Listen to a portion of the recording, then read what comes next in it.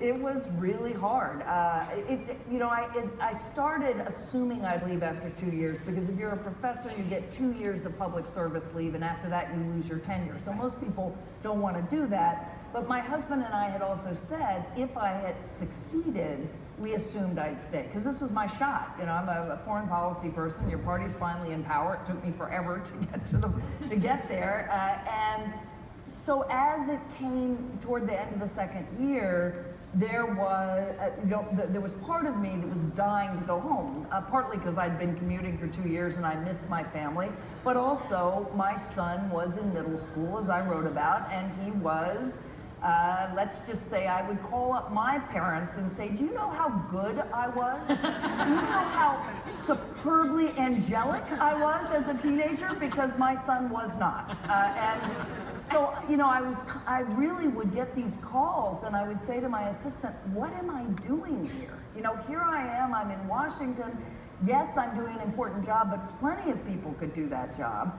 No one else wants to be his parent, and even if I would let them, which I wouldn't. And so, you know, in the end, it was an incredibly, at one level, it was I have to do this, my son needs me. And at another level, it was, this is my chance to be promoted to, you know, a job I would have killed to have, and I've got to make a choice. And that's so much of why I wrote the article, because I had spent my whole life telling people, you don't have to make a choice. Of course you can do it, you just have to want it enough. And then I was thinking, but I'm super ambitious and, you know, have all the advantages in the world, with a lead parent, husband, and money, and all of that, and I'm having to make a choice. And so I came to it late, but then it changed the way I understood all of our choices. And the answer to that is, you ought to be able to choose your family and then still go back into work. So I will say there, Hillary Clinton is an inspiration to me, not for all the reasons you might think, but those two.